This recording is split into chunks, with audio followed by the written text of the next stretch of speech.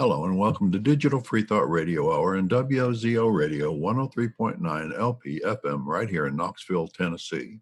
Today is Sunday, August 2nd, 2020, and I'm Larry Rhodes, or Doubter 5. And as usual, we have our co-host, Wombat, on the phone with us. Hello, Wombat. Guys, I have a great song for you. It's a great Christian song. The chords are G, C, and F, but I forgot all the lyrics, but it's a really good song. I'm sure you guys will. You forgot the lyrics. Well, Helmet Forest. No, I'm kidding. Yeah, it goes like, You're like, yeah, God. It's a classic. And our guests today are Dread Pirate Higgs, George, and Red Leader.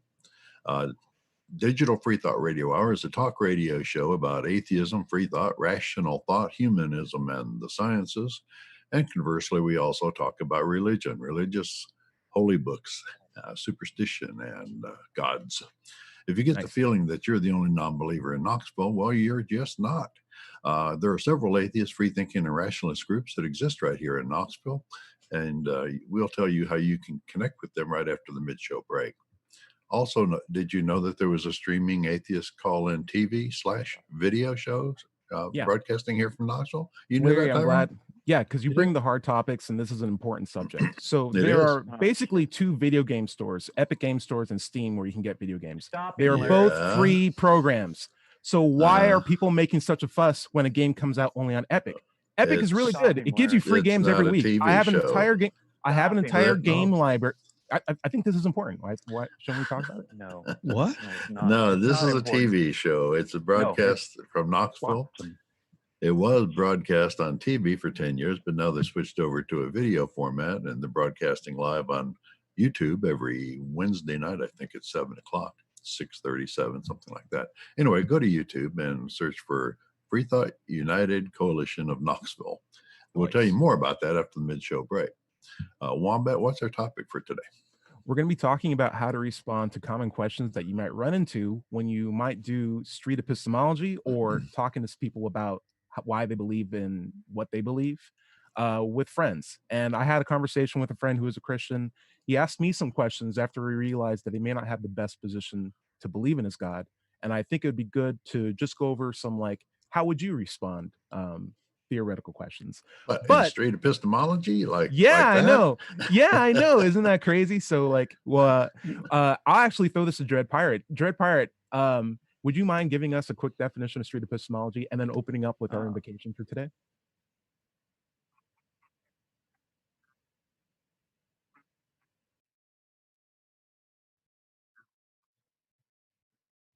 Yeah, it's a conversational technique. That's it. And then with emphasis on the methodology itself, really, more than the beliefs. Absolutely.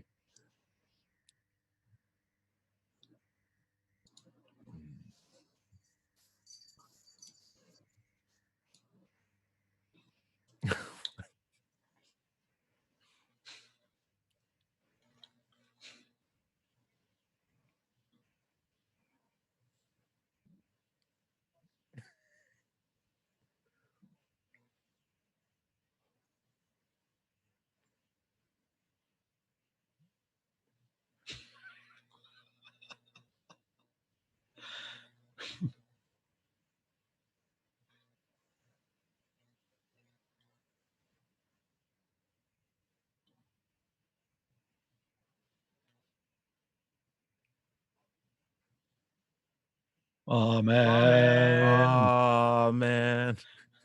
I love Dale's face the entire time you went through. I love the noodliness part. Yeah, that was a bit more seafaring than normal. I like it, and I like the hat too. Let's throw out some quick hey hellos. How are you guys doing? Dale, how you been? I love that tweed jacket, by the way. Yeah? Yeah. It's very good. It's from Scotland. Nice. You are dressed for radio. Well, actually, this is video, and I just figured if anybody's going to pay any attention to what I have to say, maybe I should respect, them. Okay, yeah. Very good. And try to. I took a shower too. How many of you can say that?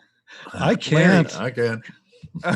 Larry, what do you got? We should probably mention to the people who are listening on WOZO Radio here in Knoxville that this is also being broadcast live on Dread Pirate Higgs's YouTube channel, but And also Twitch. we record it video and put it on several channels. Do a search, go to YouTube, do a search for Let's Chat, or simply do a search for Digital Free Thought Radio Hour, and you'll find the videos. Very nice. And then George, how you been? How's your morning so far? Oh, my morning's great. You My recently had morning's- surgery. How's your recovery coming along? Oh, it's incredible. I am not in pain. It's see. always a good thing. I'm Underrated how good that is. Listen, God is blessing me. I have to tell you, praise Jesus. Hallelujah. Right. Hallelujah. I am not suffering from surgical pain, and that's the good part. I'm happy to have an occupational therapist who reads the New York Times every day here in Athens, Tennessee.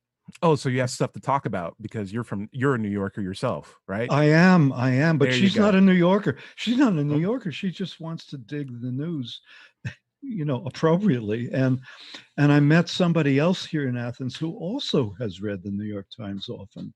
So very cool. Talking to people is actually will be the subject of this show. And I think it'll be kind of cool. Yes. Before we do that, Dred, how's your classes coming up? You're going to be teaching pretty soon, aren't you? Yeah, I'm still working on the syllabus, and should have that together here by the end of August. Very cool. Are you nervous? How do you feel? How's the noodles, the inner noodles? Well, my hope, of course, is to help people, hone some of those critical thinking skills in order to, regard the universe in a more practical way, I suppose. Move the magic out of it and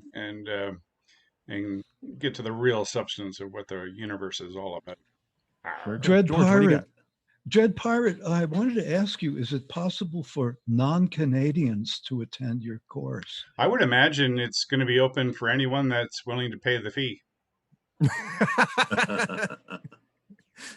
Or if you can, I don't want to make it sound bad, but if you can record it somehow and then just release all the whole lecture series online, that would be fantastic. And then it's open to anybody. Yeah. Larry, I am digging that Hawaiian shirt. I'm feeling like a really festive Sunday for you. Yeah, it's summer, so I go Hawaiian shirts, and in the winter I go felt plaid. Yeah. The secrets are finally revealed. Cool. Yep. I actually had a really good weekend too. This Friday I went out to go bowling and hiking with a friend of mine who's a Christian, and he explicitly wanted to hang out with me because he wanted to talk about the nature of faith. Because we had a conversation at work one day where he realized that after being 100% confident in his God, that he may not necessarily have the best ground to stand on with regard to his holy belief. And the way how we got there was through a quick 5-minute SC conversation. And I think he threw out like, I know my God's real because of personal experiences and faith. And when I asked him to define faith, it's like, well, just trusting without evidence. And then I asked, is that 100% reliable way to know something's true? And it's like, absolutely not. No way. And I was like, is it possible to have a personal experience that's not that might be misleading? It's like, yeah, that happens all the time. So I asked him like, well, you're 100% confident. Do you have a 100% reliable method to get you there? He's like, I love this honest feedback too. It's like, actually, I don't think I'm 100% confident anymore. As simple as that. And so he wanted to ask a lot of things about like, okay, well, if that's the case, and no one's ever asked me that before, or no one's ever just like laid it out, boom, boom, boom. Where are you at? Because it sounds like you may not believe in a God. And I was like, no, I'm an agnostic atheist. I don't know if a God exists, and I also don't believe that a God exists. That's what those two terms mean, and they're compatible. So he wants like, okay, well, you got to tell me about this. Where do your morals come from? Who decides what's good for you? Like, and some basic apologetics that he heard from his pastor. How would I respond to them? And that was basically the nature of us hanging out. And it was a really fun conversation. I would like to throw out some of the questions he threw out at me, and we'll do. You got to ask Dale. You got to ask Dale. How Jesus did it. George, raise your hand. We're gonna do roundtables, and we're gonna ask George. Since you're excited, we're gonna try this out first. If a Christian asked you after finding out that you're an atheist, where do your morals come from? How'd you respond to that? The way I would respond to that is like this. that I have the challenge of having to have a built-in system of ethics that governs my behavior. And I am responsible to myself for enforcing that code in my own life. I have to be a decent person. I can't do it with the threat of hell hanging over me or the reward of heaven. I just have to have a very good built-in antenna for doing it. And I have to mention too that I think that the atheists I've known in general, not all of them, but mostly, have been very decent people, very humane, compassionate human beings. Cool. Dread Pirate, how would you handle that? Let me ask you this. We're hanging out, we're having a good time. I told you I'm a Christian. I tell you I believe in God. You tell me you're an atheist, and that shakes my world. And I'm like, well, you're an atheist, but you're such a good person. Yeah. So must be something weird here. Where do you get your morals from? Because you're a nice guy. Well, yeah, I think it's just an interest in others' well-being. In as much as I have a selfish interest in promoting my own well-being, it makes sense to promote others' well-being so that we can work together to be well together. And that's what do you mean by well-being? I get my morals from. Just going to poke. What do you mean by well-being? Well, we all want to thrive. We don't simply want to subsist, I'm sure. Certainly I don't. And I don't want to just kind of maintain a status quo where, the drudgery of everyday living is drudgery. I think we all have dreams and desires and ambitions, and in as much as we can work towards advancing our own, it again is in our own best interest to advance those of others. Okay, not bad. I like it. Dale, as someone who does not believe in an active agent supernatural being controlling our lives on a daily basis, like, where do you get your morals from, if not given to you by an active deity? Well, I actually adhere to what Jesus said: do unto others. That sounds like a pretty good plan. It makes me want to trust. That sounds like half of a moral philosophy. What? That sounds like half of a moral philosophy so far. Do unto others. There's like a really important other part of that, or else I'm just out there punching people, right? So like, do unto others. Anyone want to finish that? — as you would have others do unto you. Isn't that? Ooh, we got the atheist. Let's go. Yeah. As you would have others want to do unto you. Like, yeah. But anyway, Dale, what do you got? Well, I'm just saying that, as far as I'm concerned, is good enough. And you all may be ascribing it to being one of the Jesus originals, but it was not. So if you can say that Jesus simply repeated do unto others, fine. But it seems like a pretty nice way. I wouldn't mind being around people who would treat me that way. And I would think that those people would like to be treated that way. As far as any more ethics or morals, I don't really think I need any more. The law pretty well takes care of me not killing people. Although I do mistrust people that says I don't murder because it's against the law, because it makes me think if it wasn't against the law, those people would be out running around killing everyone. It also makes me suspicious when a Christian says, I don't, I shall not kill because the Bible says so, which makes me think that you really don't have that much of a problem with killing, except that God says not to. And that's what I have to say about that. Dread Pirate, what do you got? Dread Pirate, what do you got? Well, you guys heard of the platinum rule? No, tell me about it. So the platinum rule is do unto others as they would want done to them. Right. So there's like a additional condition of treating people how you want to be treated. It's some people want to be treated how they want to be treated. And I find like that is an overlooked ideal when you just look at what Jesus says. Because especially nowadays, there's a lot of people who want to speak up and say, hey, I'd prefer it if you didn't do this to me. Well, it's like, well, I like being treated this way, so I'm going to treat you like that. It's like, no, we live in a society, treat people how they want to be treated too. George, what do you got? I got a question for how Jesus did it. Dale, How prominent is the golden rule in the Bible? Not very. Cool. Larry. There's a lot of want to, murdering and killing and raping and slavery, and Jesus himself scourged merchants in the temple. Yeah, and he totally killed that fig tree. Jesus himself was not beyond a little scourging when a little scourging was needed.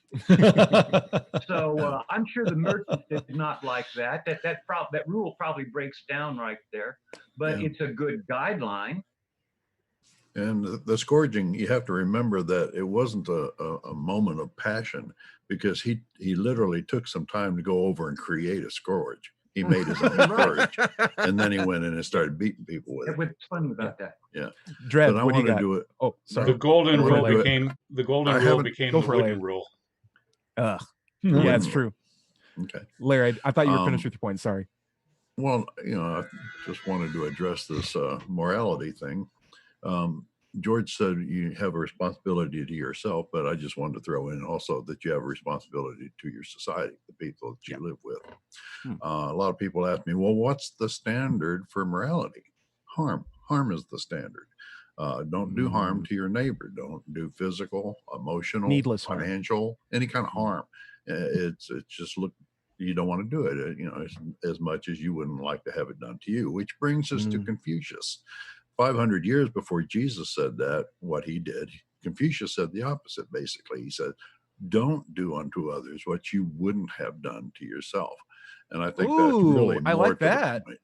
I set Larry up for that. Thank you. Yeah, that's nice. Appreciate it. Nice. Larry, you have a full article out on this. I do. Right? I have an old article on it. I can go to digitalfreethought.com in the blog area. And one last point I'd like to make is that Christians they don't get their morals from the Bible, even though they say they do. And I can prove it in like 2 sentences.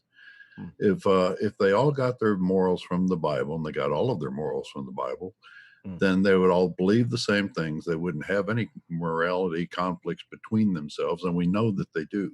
The Catholics and the Baptists and Protestants, all the different types of believe different things as far as abortions and gays and homosexuals. The things that they call morally bad. There are sects that believe that they're okay. And they would also believe that if they actually got their morals from the Bible, that they should kill unruly children or homosexuals or kill women who are not virgins on their wedding night. So they pick and choose, and they use an independent moral system, one of their own, to do that picking and choosing from the Bible. You guys are all hitting the nail right on the head. I think what I basically said, and this is a more of an elaborate conversation that we're having, but like, my morals come from an understanding that my actions have consequences, and I want those consequences to maximize my well-being, like Dread Pirate mentioned, and reduce the amount of needless harm that's caused as a result, as what Larry was saying. And it's a very, very simple thing to understand that doesn't necessarily need to be written in a holy book to be true. And as Larry said in 2 sentences, you can break it down. I do my way of doing it is like, if the Bible told you not to steal, the Bible tells you not to steal, so you don't steal. If it wasn't in the Bible, would you just go around stealing everything? And they'd be like, no, of course not. It's like, doesn't sound like you need it in the Bible for you to not to do it, right? So it doesn't need to be in a holy book for it to be true. Like, you can look at your own consequences of your actions and realize, hey, this is a good thing for me to do. This is a bad thing. We have that innate ability evolutionarily, because we are a social species, and the people who don't either die off very quickly or end up in boxes for a long period of time. And that's just the thing it is. Dread, you want to go? What's up? Yeah. Just another thing about morals coming from the Bible. The idea of people doing good only under threat of punishment. It's not doing good for good's sake. Doing good for goodness sake is doing good under a threat of punishment from. Well, obedience is not morality. I see, George. Yeah, exactly. Precisely my point. Yeah. Yes. George, what do you got? Well, in listening to all this, I have to confess to myself that I think that the Bible is a big work of fiction. I mean, there's some real locations in there. I'm really upset now. That totally means everything else is true. What are you talking about? Jordan's a real place. Yeah, Jordan. Okay, so Jordan's a real place. Yeah. But I mean, the whole thing is made up. No. So you sprinkle some real places into it, and maybe Jesus was around. Fantasized Jewish history, basically, is what it is. Built around real places. There are some things that are really exaggerated. I can see some basis of truth, like some things happening, and then people without the technology or knowledge to compartmentalize what actually happened come up with a folklore to explain it instead. I can see certain things like that. Some things, though, are so mundane that it's like, yeah, that probably happened. It rained, or there was a desert, or I'm sorry, there was a famine. It's like, yeah, that probably happened. Yeah. It probably rained. Some people's kids probably died. Like, these things happen. But did a supernatural being cause it? That's the stretch that I need some support on. And Ty, probably not raining manna from heaven. Well, I mean, if it's hail, you could technically eat that, and that is white stuff from. Not very nutritious. What is manna anyway? Yeah, what's the deal with manna? Before we head out to the break, Dale, you wanted to say something? Go for it. Manna is considered to be part of a plant that has a little nodule on it, and when it rained from heaven, if it sprouted in the morning, you might thought that it fell from heaven the night before. Oh, like a spore. Not a miracle, anyway. Like a spore.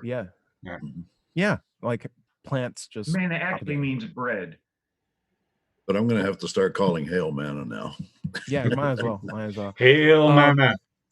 I got a quick roundtable question, because this is related to morality as well. After I told him that, he was like, well, then who decides what's good? Because in his worldview, there's an authority that determines what's good and what's bad.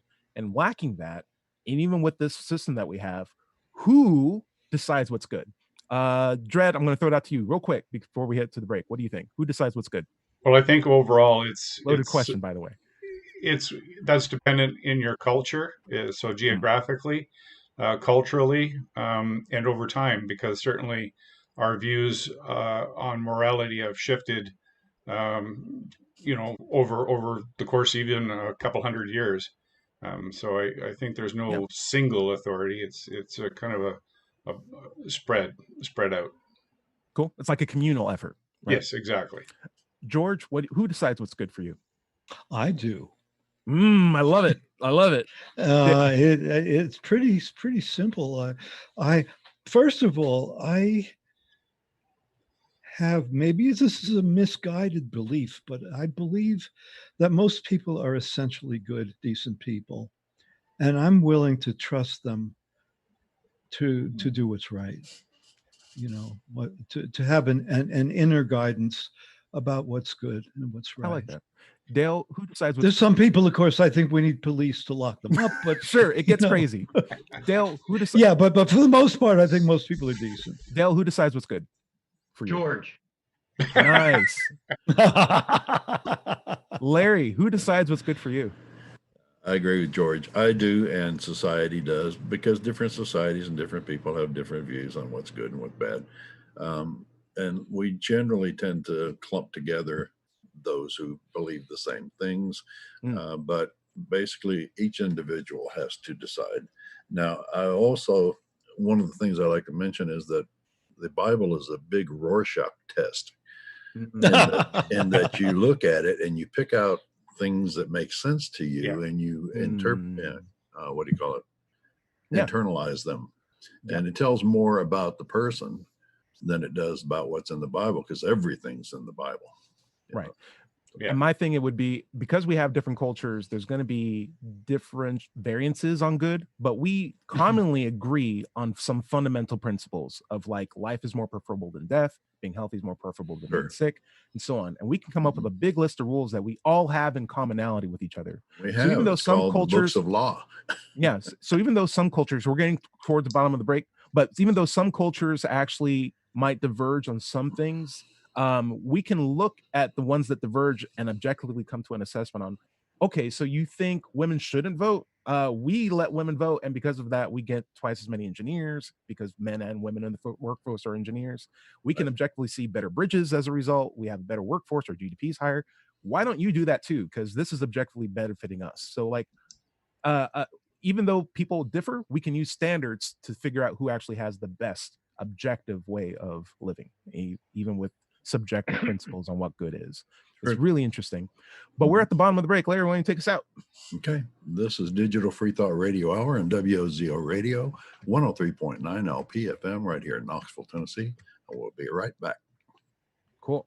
Pausing. Anybody got anything they want to say during the break while we're not recording before we head back in? Yeah. Continuation of your question right now is how do we reply to a Christian who doesn't want to believe us? Believe us meaning that we don't believe in God? Yeah, because we're not really coming up with a claim.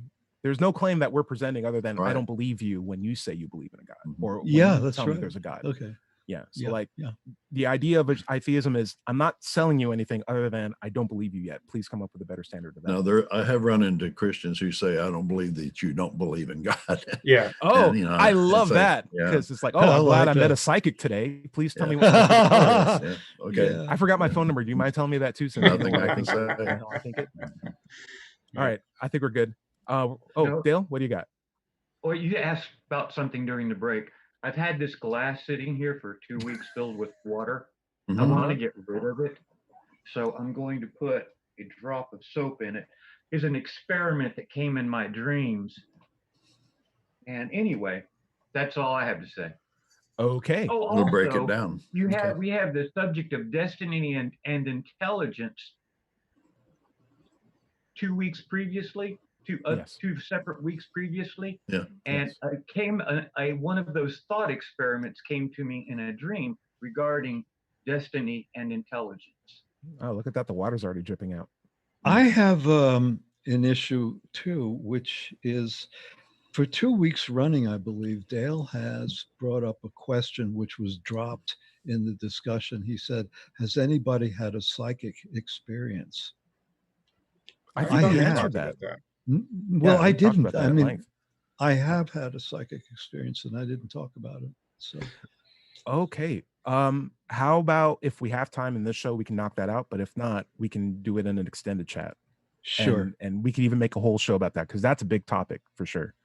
But I have my comments for Where's the Love? Larry, are you ready to come back? I'm ready. I gotta go for a moment. Okay, not an issue. I'm going to temporarily mute you. Larry, 5, 4, 3, 2. Hello, and welcome back to the second half of the show. This is Digital Free Thought Radio Hour and WOZO Radio, 103.9 LPFM, right here in Knoxville, Tennessee. I'm Doubter 5, and this is Sunday, August 2nd, 2020. Let's talk about the free thought groups that you can join right here in Knoxville. First, there's the Atheist Society of Knoxville, or ASK. Founded in 2002, we're in our 18th year.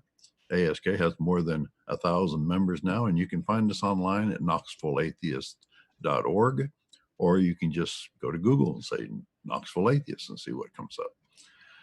Another large free thinking group here in Knoxville are the Rationalists of East Tennessee, or RET. They've been around more than 25 years. They're a large growing group, and you can find them at rationalist.org. By the way, if you don't live in Knoxville, you could still go to Meetup and search for an atheist group in your town. Don't find one? Start one. Nice job, guys. Earlier in the show, we said we'd talk about the Knoxville Atheist Call-In TV show. Well, it's called Freethinkers United Coalition of Knoxville Online, and you can find it on YouTube streaming. They've got several old shows and doing new shows every week. Go to YouTube and search Freethinkers United Coalition of Knoxville, or you can also search for Free Thought Forum Knoxville and find our 10-year archive on there. Also, if you're interested in getting involved with the TV or this radio show, just come to an ESC or RET meeting or Facebook page and tell us that you'd like to be involved. Go to Facebook and look for Atheist Society of Knoxville or Rationalists of East Tennessee. On the show with us today, we are co-host Wombat, and we have guests George, Red Leader, and Dread Pirate Higgs. Aye. And where are we going to pick up on this? Okay, so I had it right here, guys. It was right here. Where is it? Dread Pirate, where is it? Where's George, the love? where is it? Where's the the love? love? Where is the Where's love? The The love. The love. Love, Where's the where's the love? love that you gave to me, and it's Beautiful. mine, oh mine. Oh, All right. oh, sorry. All right. Mhm. So our question today comes from Multi-Fairy Ace over at r/Street Epistemology on reddit.com. His question is, I've been watching a lot of SC, Street Epistemology, and call-in shows, and I've come to the conclusion that confirmation bias is the main threat to communication in my personal relationship. Okay, so he's asking then, I worry what could happen. What confirmation bias, we'll get into it. That's a great point. We'll talk about what confirmation bias is. But he wants to know, does anyone else feel the same way? And what are good responses to let someone know or discover that they are a victim to confirmation bias? Dread Pirate, would you mind defining what confirmation bias is? And then how would you go about it? Well, confirmation bias is sifting through incoming information and picking only those pieces of information that support your position. So it's avoiding conflicting information. Well said. Yeah. Very good. I'll be a professor one day. You will be. How would you let someone know that they're a victim to confirmation bias? Gently, because you don't want somebody to dig in their heels and get defensive. That's the biggest concern in any kind of conversation where you're trying to let someone know that they have some cognitive bias.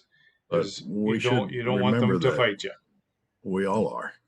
Yes, victim that's of it. Fantastic point. At some point, Larry, I think you hit it right on the head. The way how I do it is be open to the idea that even I am susceptible to confirmation bias.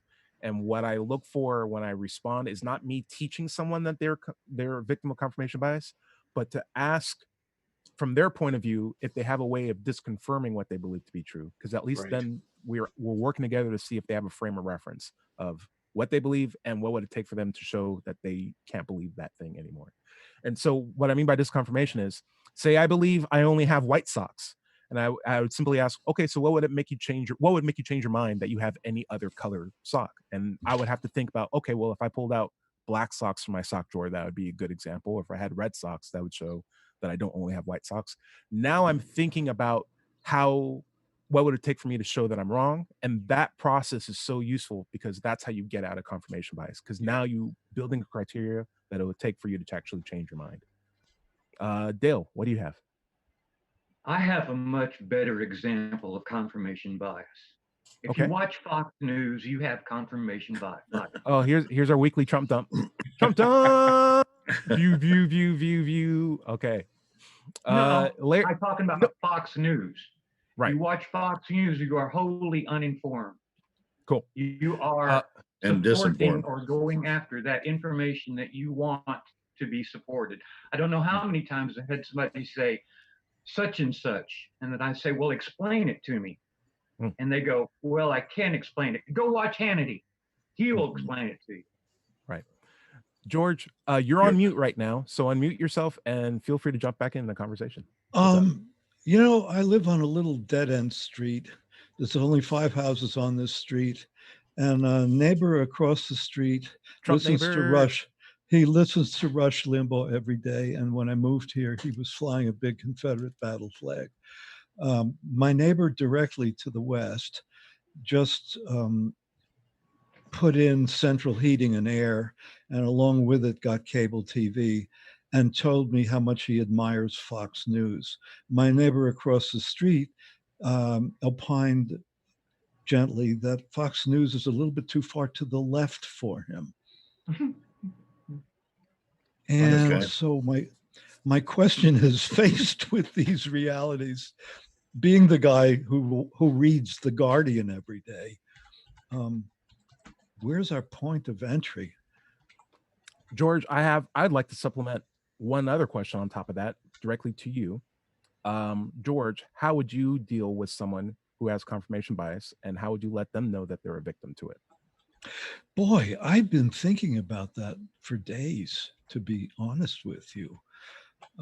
Because every day in my mind, I rehearse talking with my neighbor across the street.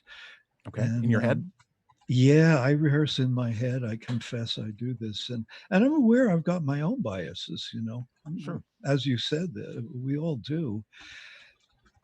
Where do I come to him from? You know, and I have a little bit of an answer to my question, what do you which got? is, and it's something I think I mentioned here before, is to tell him I stories, you know, to come at him with confessions of my own. That, for instance, I have been accused of being racially biased in my life, and so start there, because this guy has, you know, like find some point of commonality. Cool. And even start from a confession, you know. I like building rapport with the people that I talk to and let them know where I'm coming from as a way to like soften the blow. But I feel like the question of, and this could use some wordsmithing, but basically, how would you know if you're wrong? Don't say wrong. People hate that. But like, how would you know if it was some other case? Or like, how would you, depending on what the circumstances, how would you know if you had different colors of stock? How would you know if MSNBC is also confirmation or is also biased? Like, what would it take for you to think something different? Like, ask them process questions where they would need to give you a criteria, because that's where you make them go from, oh, he's just telling me an opinion, to he's asking me to think. And when you can make them think for themselves, that's where the magic happens. We started the show talking about a friend of mine who was a Christian, and he was asking some questions about the nature of how do atheists get morals and who decides what's good for them. We've been going out over the show today. I'd like to go over the next thing that he brought up, which was sort of like a it is sort of like an interesting concept. So the idea is we were talking about Christians in general, because he was like, well, the Bible says XYZ. I was like, are you familiar with like different denominations of Christianity, and some don't even have the same version of the Bible? Nigerians have a completely different Bible than like the ones in the West. There's a black Jesus. there's cool. Ideas that aren't carried over, and it makes a lot more sense because they're a lot closer to Jerusalem. But I'm just saying, like, there's ideas that aren't common among all Christians. And what he said was, oh, well, those are heathens. Like, anyone who doesn't believe in these 5 things that everyone agrees on because of Christianity, because St. Augustine said them, then they're not a true Christian. And I asked them immediately, like, well, were there Christians before that guy came up with those 5 rules? He's like, yeah. And then that was enough to like make him think. But I'm concerned with the idea of the like no true Scotsman fallacy. No true Scotsman, like, exactly. Yeah. So like, what's that? I'm lost. George, I'll get you. I already know. Dredd, I have a question for you. How do you deal with someone who's like, oh, well, anyone who doesn't believe what I believe isn't one of my things? What do you think about that? And you can throw in a definition for true Scotsman if you want. Maybe somebody else could field this. I got to think about that. Yeah, I thought it was a Larry question too. Dale, were you saying something? No, it was an excellent question. Larry, what do you think of the idea of someone saying, well, anyone who doesn't believe in my version of Christianity isn't a real Christian, so that solves that problem? Yeah. Well, that's the thing. It's similar to the Christian saying, I know that guy killed 3 people, and he said he was a Christian, but he's not a Christian. A Christian wouldn't do that. Right. And it's the same thing, because as soon as somebody does something bad, they're no longer a Christian. So therefore, bottom line, no Christian can ever do anything bad. Right. And that gets us back to the no true Scotsman, which I'll explain here take a second. It's like you're in Scotland. You say, you're talking to somebody and you say, I'm going to have a whiskey and put a shot of rye in it. Oh, no true Scotsman would ever have a whiskey with rye in it. And they say, well, McDougal up the street, he likes rye in his whiskey. Yeah, but he's not a true Scotsman. So anybody who doesn't fit their definition of a Christian or a Scotsman or whatever, they are automatically not included. Yeah, I want to just take a moment and give appreciation for Larry's fake made up Scottish names, McDougal, McPherson. McTavish. It's like, yeah, McTavish, all that stuff. It was Well, like my great grandmother was a McMacken. Oh, okay, very cool, very cool. Yeah. Dred, do you feel better, or should we go to someone? Yeah, let's see if somebody else is interested. I've been talking a lot, so. Dale, how do you feel about the idea of a no true Scotsman fallacy? Like, if someone said, "Hey, you're not really an atheist, or you're not really a deist unless you do X, Y, Z," and you're like, "I've been a deist for an extended period of my life." It's like, well, you're not a true deist because you don't have this thumb tag or something like that. Like, have you dealt with that? How do you deal with it, etc.? No one's ever told me that I wasn't a true deist. Dale, you're not a true deist. Okay, now that it's happened, I would fall back on the golden rule. You know, treat people as you would like them to be treated. For example, if someone is a Mormon and they say that they're Christian, well, they are not considered Christian by most of the Protestant religions. Right. However, if they say that they're Christian, who am I to disagree? Right. So, who are you to disagree with me on me being a deist? Who are you to disagree? Okay. Yeah, George. See, there's the answer. Yeah. George, what do you got? If I say I'm a deist, well, you've got no business saying that I'm not. My neighbor's brother came at me. I'm trying to figure out what to leave out.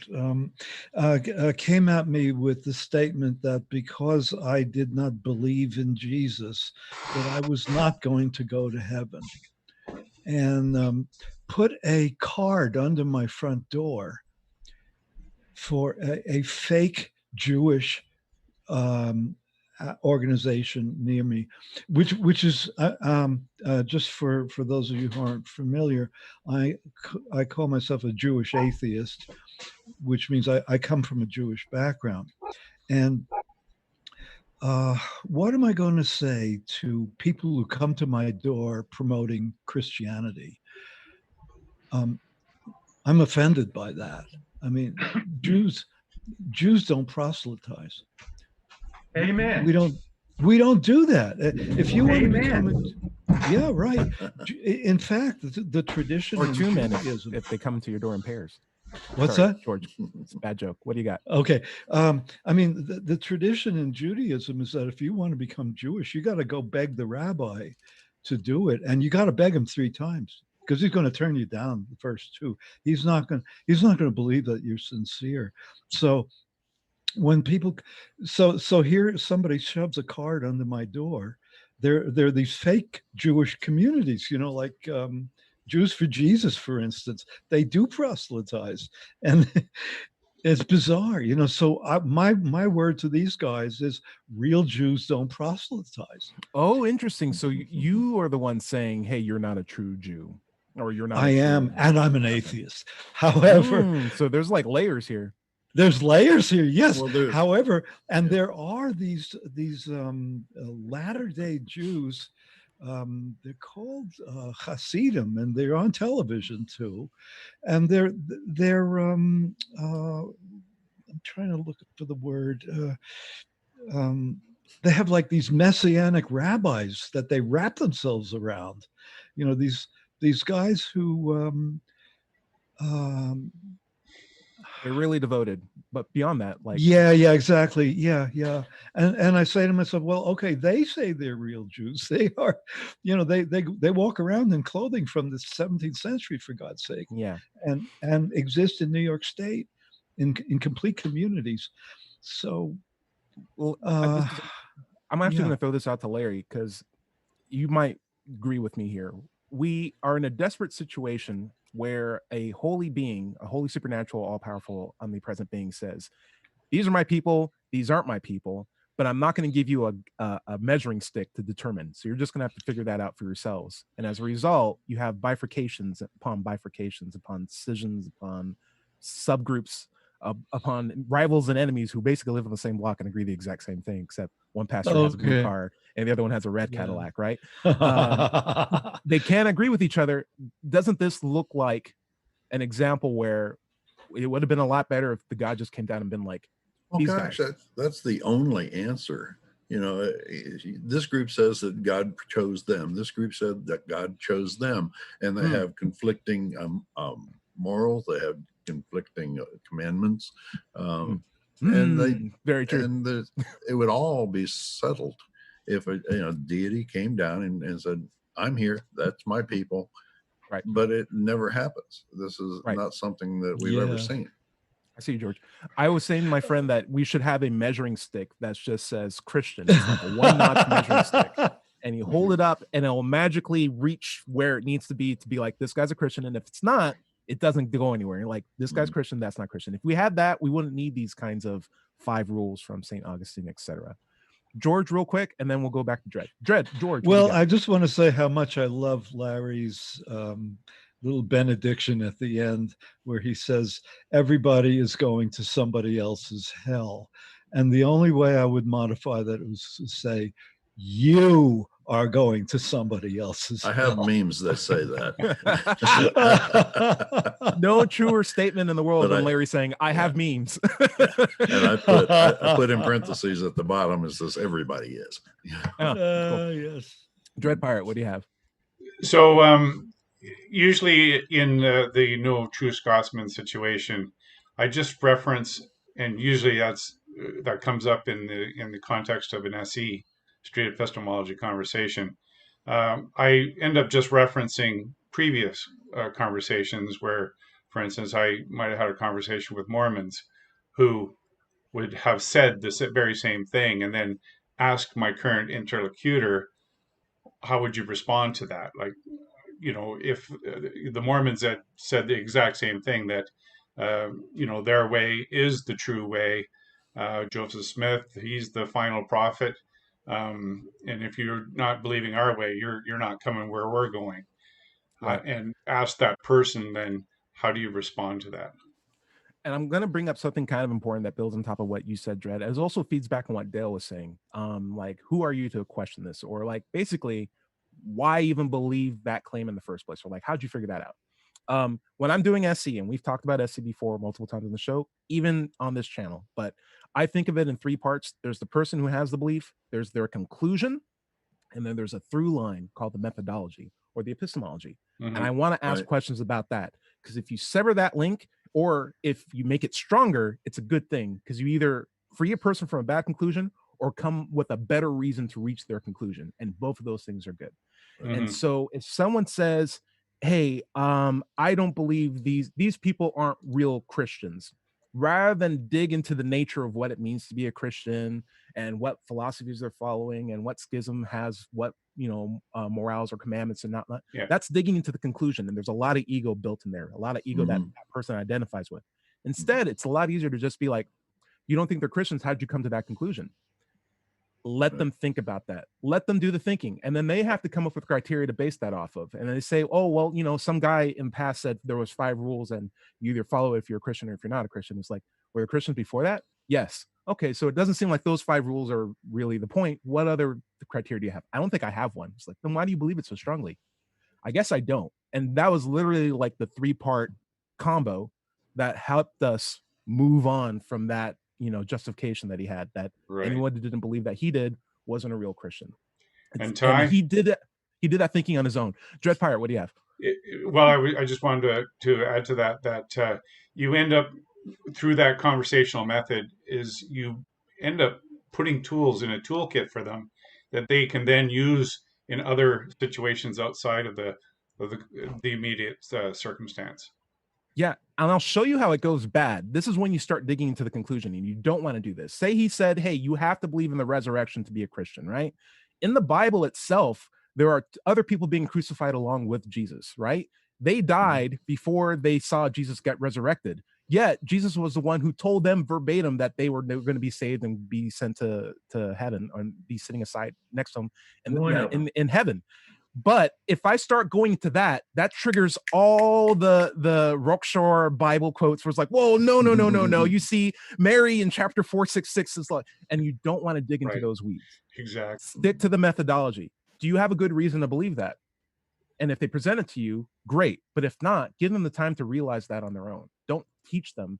Get them to the conclusion. Work with them. And if you can't get there together, that says way more than you just telling them, hey, you're wrong. George, what do you have? Boy, I am thinking I have met two people good. since I've come to Tennessee. I have met two people who only read the Bible. That's all they know. All right. Sorry. It's okay. It's okay. So George was saying like he's met people who read the Bible, and he'll get to us, no doubt. Also, we're going to be having a conversation with George about more serious topics, and that you can have that to look forward to in the future. But I think we're rounding out towards the end of the episode. Larry, why don't you? Actually, Larry, I want you to do the catchphrase. So, Dread, where can we find you? What's some good stuff that we can look forward to? Well, on Sunday mornings at 8 o'clock Pacific Standard Time or Pacific Daylight Time, whichever it happens to be, we are streaming live on YouTube at Mind Pirate, MINDPYRATE. And we have a couple of folks on right now. I just wanted to point out that one of our regular viewers says he has something that he calls conviction bias. I am convinced, therefore it's true. Very true. Good. Yeah. And I think we learned a lot of good things just in this conversation too. And thank you guys so much for helping me like crystallize the conversation I had. I would say as just like a quick review. We get our morals from being social animals in a social space, and it's okay for us to come up with our own rules for how we live, because we can compare our rules against each other and come up with even better systems.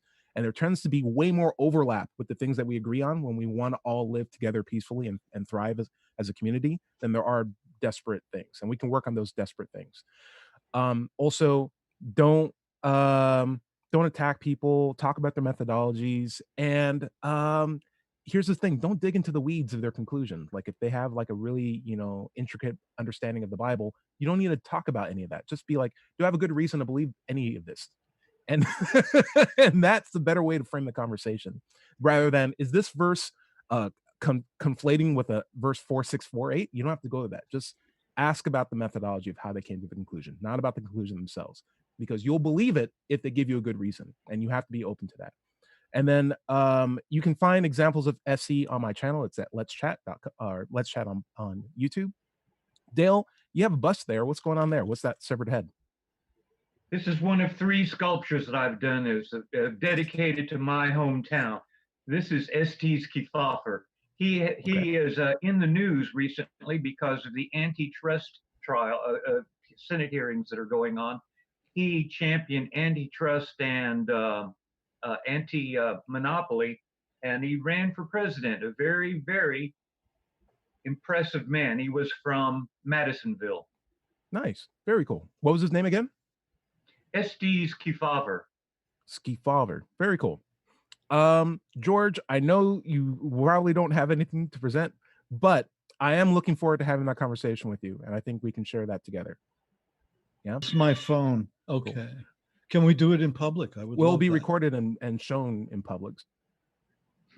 Great. So yeah, it'll be on the internet. That's even more public than people realize. And Larry, why don't you close this out? Okay. This has been Digital Free Thought Radio Hour on WOZO Radio 103.9 FM here in Knoxville. Be sure to visit my blog at digitalfreethought.com. Click on the blog button for our radio show archives, atheist songs, and many articles. If you have any questions for the show, you can send them to askanatheist@knoxvilleatheists.org, and we'll try to get to them in the future shows. If you'd like to listen to prior shows, you can go to digitalfreethought.com, but they're also available on podcasts throughout the web, iTunes, Stitcher, Luminary, podcast.com, et cetera, et cetera. Just do a search for Digital Free Thought Radio Hour. If you're watching this on YouTube, be sure to like and subscribe so you can be notified when new episodes are posted. And remember, everybody is going to somebody else's hell. And the time to worry about it is when they prove that heavens and hells and souls are real. Until then, don't sweat it. Enjoy your life. Join us next week, 7 o'clock on WOZO Radio 103.9 LP FM, right here in Knoxville for Digital Free Thought Radio Hour. See you then. Say goodbye, everybody. Goodbye, everybody. Amen. Bye. Bye. Cool. That is the show. Nice. Good job, everybody.